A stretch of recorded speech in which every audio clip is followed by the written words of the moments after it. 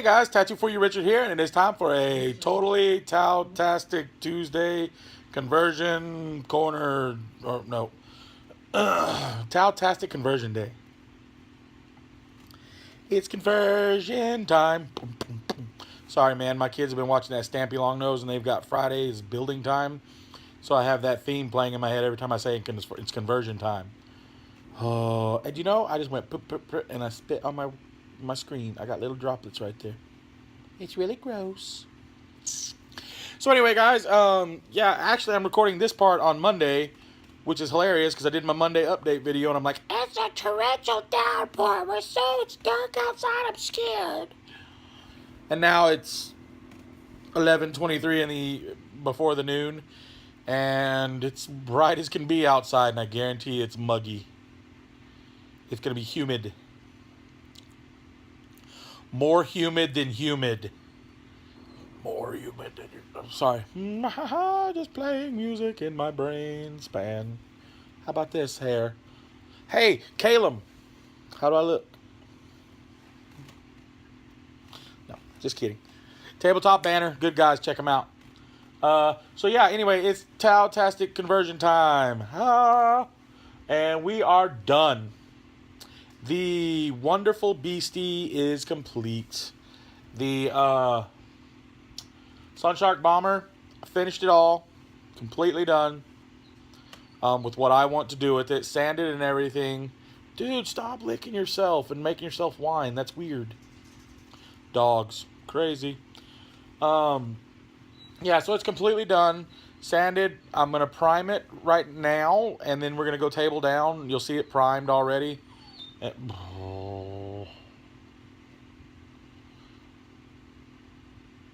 You done? You had enough? Stark? Have you had enough? What are you doing? He's coming after me, bro. He's coming after me. Come here, buddy. Come here. Come here. Okay. Oh, so sweet. Oh, so here we'll just turn this way just a little. Stark up here. Oh, you shy? He's camera shy. Oh, he's not camera shy. He's a cute puppy dog. He's a cute puppy dog. He is named after Tony Stark and House Stark from Game of Thrones. But you really don't watch Game of Thrones anymore. We don't have the HBO, the Hubbo. We used to have Hubbo, and we could watch it on there, but we don't have that anymore. So anyway, guys, blah, ramble on. Time to go table down and see this beast of an airplane. And then we'll chit-chat about where I'm going to go next. What I'll probably do when we go table down is I'm going to at least paint. I'll paint the bottom for you and show you how I paint it. And then the top, I'm still kind of not sure how I'm going to paint it, but we'll discuss things there. I won't do that painting on camera just because I can tend to do... Yeah, it just gets crazy sometimes. But yeah, dude, let's go table down and see us. See us? See us? See it. Thank you. You should smell my house right now. That pulled pork from Monday, since this is still Monday, smells delicious. Table down. Let's do this. We are table down on this bad feller. Now, as you can see, it's sitting here. It is done for the most part. Once I primed it, I did see a lot of stuff I need to work on. Well, first off, I already knew this was an issue. So it's landing gear. Let's just show you those. So we have this landing gear. We have these are magnetized on. This is just plugged in the little hole. See? And the issue is with these just being magnets, and they're smaller magnets, they give easy, but there's a lot of weight towards the back, so it tilts. So what I'm going to do is, I'm still trying to figure out what is, I think I showed you last time, but this piece, since it's just keyed on, and I like to throw it because it's weird, I need to find something else to put in there to make it heavier. So I need to find some good, like a hunk of lead or something like that. Ooh, I'm sure I got some old craptastic minis that are made out of lead or some kind of heavy duty pewter. I can put those in there and do it. But anyway, let's just do a quick walk around of the ship. So here it is. As far as painting goes, it's going to be my typical green and red and white color scheme. Nothing fancy on these guys. If I ever get a Barracuda, I'm going to do the Skull Squadron from Robotech. Haters going to hate. Robotech, that's how I remember it the most. But for now, these are just going to be standard, the green probably. This, because it's a bomber, I'll probably keep it heavy green.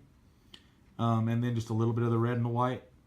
The underside, which we'll do here in a minute, is going to be my sky camo scheme, which is just pool blue and then white squiggles for clouds.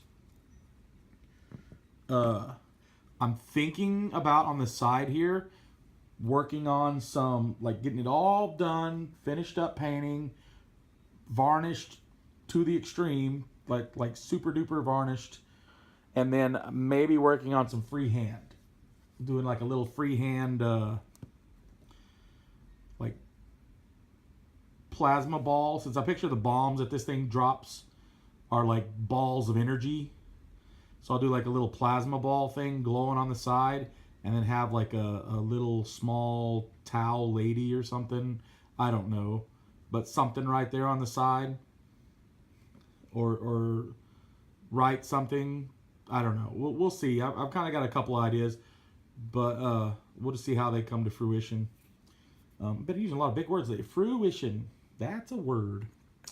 Here are its little drones that come on there. I'm just going to put one on right now since this primer, it kind of, I don't want to chip it too much. But so it looks like that. That's its silhouette.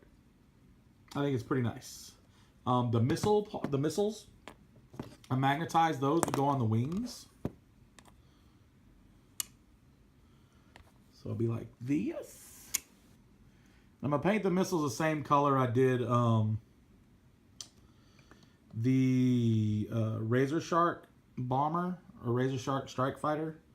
They're the pool blue, but then I did the tips red, so that way it kind of shows the, hey, these are dangerous. So yeah, look kind of like that. This is what it looks like from the top. I can launch my little missiles away. But yeah, that's where I'm at on this guy. Like I said, what we'll do is I'm going to go ahead and paint it. At least paint the bottom. I'll do that on camera so you can kind of see what I'm working with. Sorry, I was making sure my air compressor was still on. But yeah, I'll show you what I'm working with. These guys are going to be the same deal. They're going to be the blue underneath. Everything is blue. Because, I mean, you want to, if your enemy soldiers look up at the sky, they want to make it harder to see these guys. So, taking that from old World War II stuff. So yes, all these will be that pool blue underneath, and then the top, just this top part, will be probably do my normal green with the red trim, and the white exhaust port back here. I don't know yet. I'm gonna look at my other one and see what I did on it, and either try to. I want to try to mimic it as much as possible to an extent. I don't want it to be like 100% the exact same, since it is a bomber. But give me a second. Let me get my airbrush set up, and then we'll rock out a little bit of a underbelly painting. Hold fast, fellas. Right, guys, so here we are. I tested my paint. It might be a little thin, so I'm just going to keep an eye on it. Take these missiles off. When everything comes off. I'm not so worried about that, because that stays on normally. But yeah, so here it is. It's the pool blue. Got quite a bit in there too. And I use pool blue craft paint. Focus. Mind powers focused. Oh, it did it. I didn't even touch the screen. It did it. Woohoo. So, all right. So literally this is just the bottom. Like my stop line will be right here. If it oversprays, fine. When I spray the top and paint it, it'll go away. But I'm just going to come in and layer it on. Let me angle this camera down there to get some more natural light on it, so maybe you can see the color a little bit better.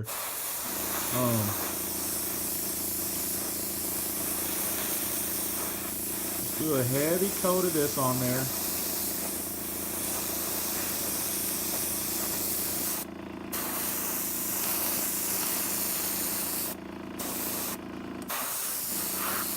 mainly for anything that's going to be seen from the bottom.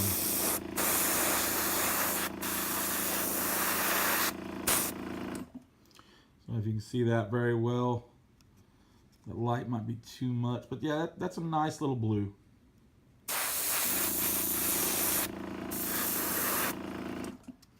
I get that going throughout the whole thing.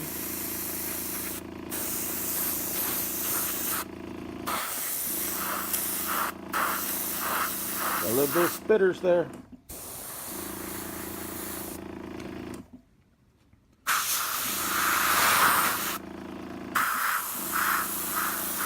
It's really awkward working around a camera, really, one of these days. Maybe I'll be able to afford a nicer camera. I like the one Commissar Gamza put out his recent videos. Oh, see, got a little spillage there. Hold on a second. He put out his video on, he's doing his how to make a good YouTube channel. He just put up some tips and stuff, things that you can do. You don't have to do it, man. It's your YouTube channel. We all agree on that. But he's just putting out some good tips to make a really good channel and help help put out good content. And he uses a Canon. I don't remember what kind of Canon it is. I believe it's a Canon. No, Sony camera. It's even one I'd been looking at before. Really nice looking camcorder setup.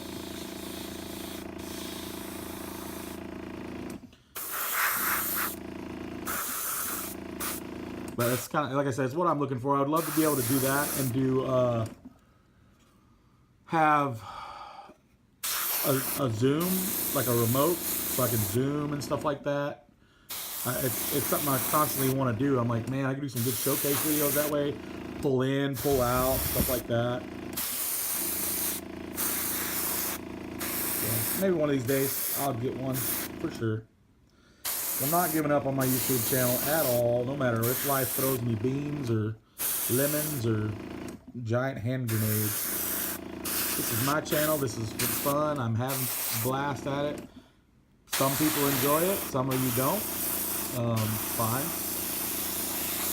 But in the long run, it's all about me, I hope, well, I know it sounded completely conceited and jerkish, but, I mean, it's really, that's what all our channels are for.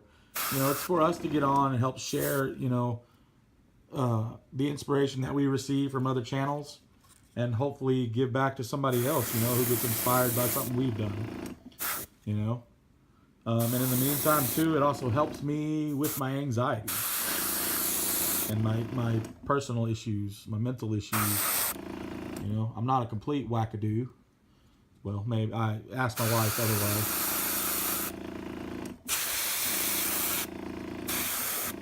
Now you're just sitting there watching me spray random stuff and ramble on.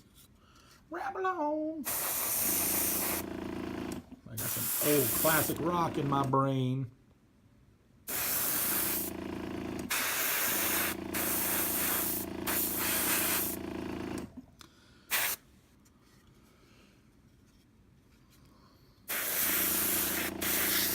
Brownie points for whoever knows where that song comes from.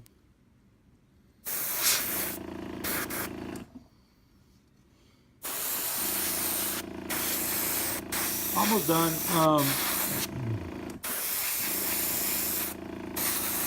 I blasted a crud ton of paint on this bad boy.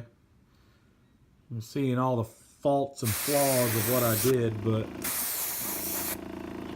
no bother. I'm like I said, I'm happy with this. This isn't something I'm trying to sell, so if I was selling something like this, I would definitely put a lot more time into it. Work on all the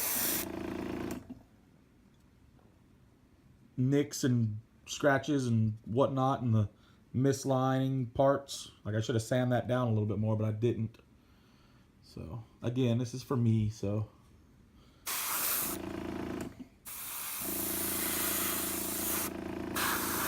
get my little line here. It's good to overspray just a little bit onto the front, the top, so that way I can create a line later on. But there you go, that's the blue. And that's going to be the main base tone on the planes. All of my flyers will look like this underneath. I know I showed you before the, oops, fingers. I showed you my fingers. Hello, my name is Finger. But yeah, no, I showed you before my tiger shark. And it's all that blue underneath.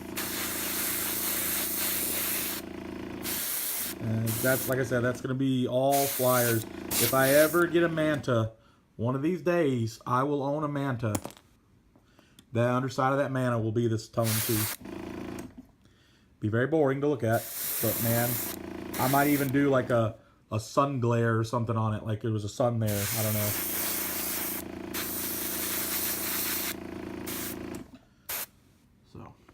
So yeah, I'm gonna finish spraying all this little stuff blue, and then when we come back, I will have white in here, and I'll show you my next step.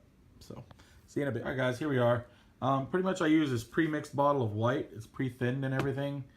It's just apple barrel craft white. Make sure it's flowing good. So, it flows clearly good. And literally, this is what I do. Pick spot. Last a little white. And then let it drape off, just drift off. Now, I'm going to tell you right now, this is a pain in the butt looking over this camera to try to do this. I'm just saying. I'm just saying, man. This is cray-cray.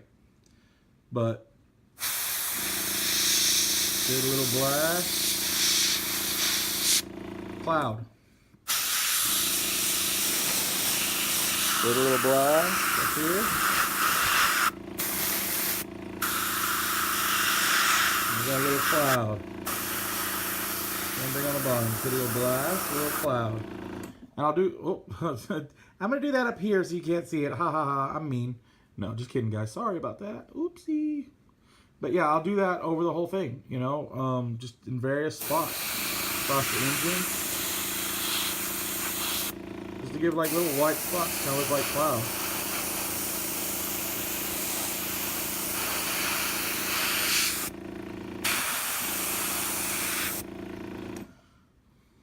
A little back there too. It just kind of gives it that effect, that illusion that it's camo, man. It's sky camo. Now on the tiger shark, I went a little bit more detailed and in depth. You know, normally I'd probably go back and before I did the white, I would go back and I would take a wash, like a dark blue wash, and go over the whole thing. Well, first I'd varnish it and then do that wash. And then I would go back and then I would re-hit it with the blue to kind of bring out spots again. And then come back with the white as a final stroke. But really, I'm kind of like done with the wash at a point. I really don't want to overwash things because ultimately I want this to look like a sky. I want it to look like you're looking up at the sky here. Same, you know, these guys are from underneath on this. You'd see the same thing. The missiles, you know, minus they're going to have a red tip. That's going to be the only difference. These, since I don't have these permanently mounted on there so you can see the underside of them, I don't care about. But I still did them blue just because. But for the tiger shark, because it was a falling camera, no, just play. Because it was a Forge World piece, of course I'm just going to, here, the camera wants to take a nap. So here, just stare at this guy for 1 second while I lift up this beast over here. So with the tiger shark, what I had done on this one, and I'm still ticked off about this, and now I have the white on, I'm probably going to hit over it. It's been varnished, but it still scrapes this piece off because it's been sitting. But what I did was, you can see, I went over the lines with a darker blue, and then I came back with that pool blue and lightened everything up. And then I did the same cloud effects on it. Let me just kind of bring this out a little bit so you can see more of the underneath. And that one spot in the middle really ticks me off.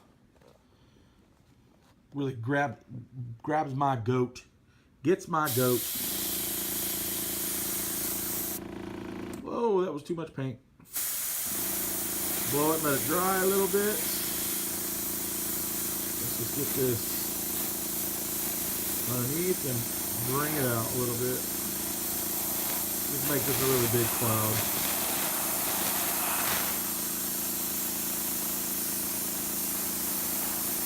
There we go. That should... You can still kind of see it under there. I don't know if y'all guys can, but I can for sure. But yeah. But yeah, no, see, that's the effect I'm going for all my flyers. I want all of them to look like this underneath, man. Honestly, yeah, I probably should have got out the blue and did the dark tones like I did this, the little detail shading. But again, it goes back to this is, it's a flyer. It's a basic flyer, nothing fancy, you know, doing it at a tabletop level. Forge World stuff, I want to do it a little bit above tabletop, and I do say a little bit because I'm not a super duper skilled, phenomenal artist or airbrusher, painter, but I'd like to be. I'm just going to keep trying until I get there. And I guess trying, I need to step up my game a little bit. But anyway, guys, that's it for today. I got some work to do on this one. Getting the body lines a little bit smoother.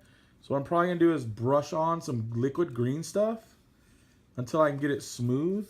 I don't have any milliput or anything like that. People tell me about that a lot.